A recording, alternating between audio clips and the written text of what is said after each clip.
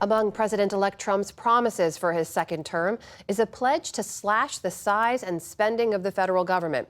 He's appointed Elon Musk, the world's richest man, and Vivek Ramaswamy, a biotech company founder and former presidential candidate, to run an advisory commission to make that happen. It's called the Department of Government Efficiency, or DOGE for short, also seen as a nod to the Musk-backed cryptocurrency Dogecoin.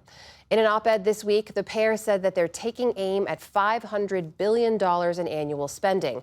But there are big questions about how and if they can reach that big goal. Maya McGinnis watches federal spending and debt as the president of Committee for a Responsible Federal Budget. She joins me now. Thanks for being here. Yeah, thank you. So $500 billion was tossed out in this op-ed. At one point, Elon Musk said cutting $2 trillion was sort of off the top of his head, a number he was aiming for. What would it take to meet those kinds of numbers? Yeah, so I know that all these numbers are huge and it's sort of hard to put them in context, but our federal budget is about $7 trillion a year. And I still think that they're talking about that $2 trillion number with serious purpose, that's what they're looking at. And it would be unimaginable that we could find $2 trillion in savings out of 7 in 1 year.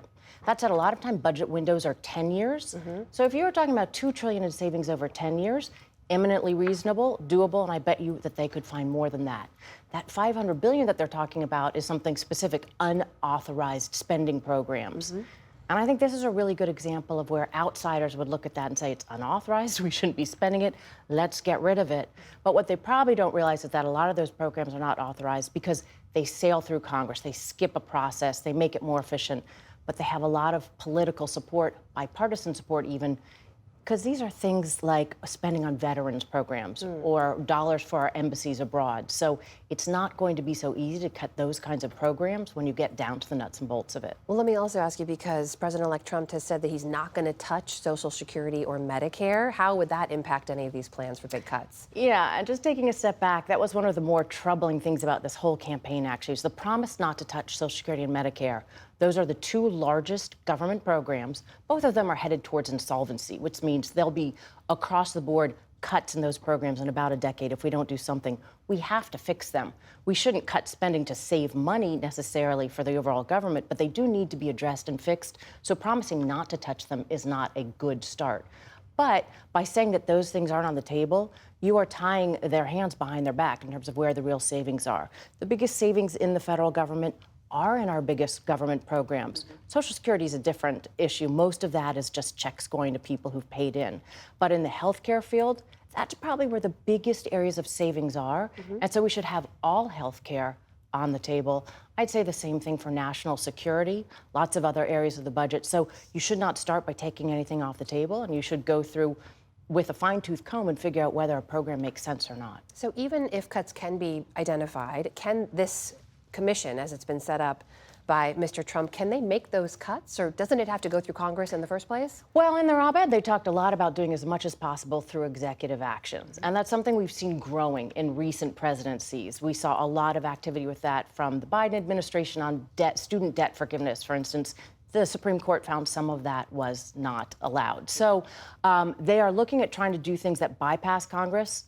I don't think that's the right thing to do, though. This is actually something where you want fresh ideas. I think they're going to have a lot of great fresh ideas to bring in, but then you need the people who are accountable to the public, to the voters, to be making those decisions. One thing we've seen recently is Congress doesn't like to cut spending that much.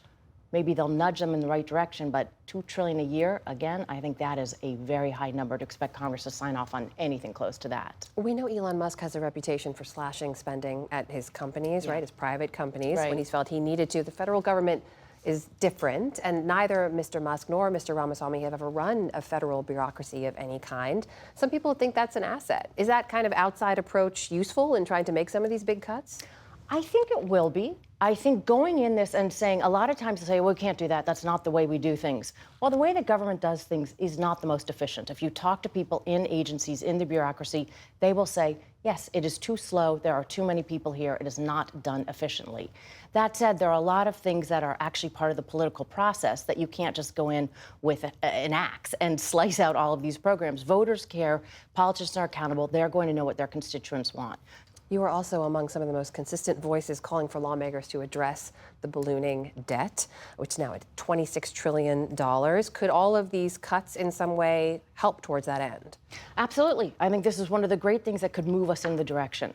I don't think we should start by taking things off the table, particularly healthcare, which is going to be a big part of this.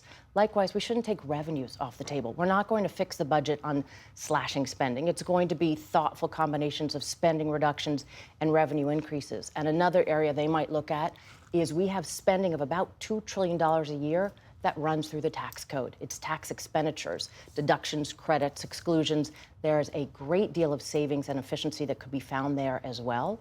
So yes, I think this could be a good step in the right direction of bringing our debt down. Listen, nobody's been talking about that recently. Both candidates ran on plans that would increase the debt by a lot. And President Trump, incoming President Trump, had a plan that would increase the debt massively. So that is going to be at odds with plans that cut deficits and cut government spending. We will see if he is really willing to kind of sign up with the specifics that they come up with. All right, we will see. We will see. Maya McGinnis, the Committee for a Responsible Federal Budget. Always great to see you. Thank you. Thank you.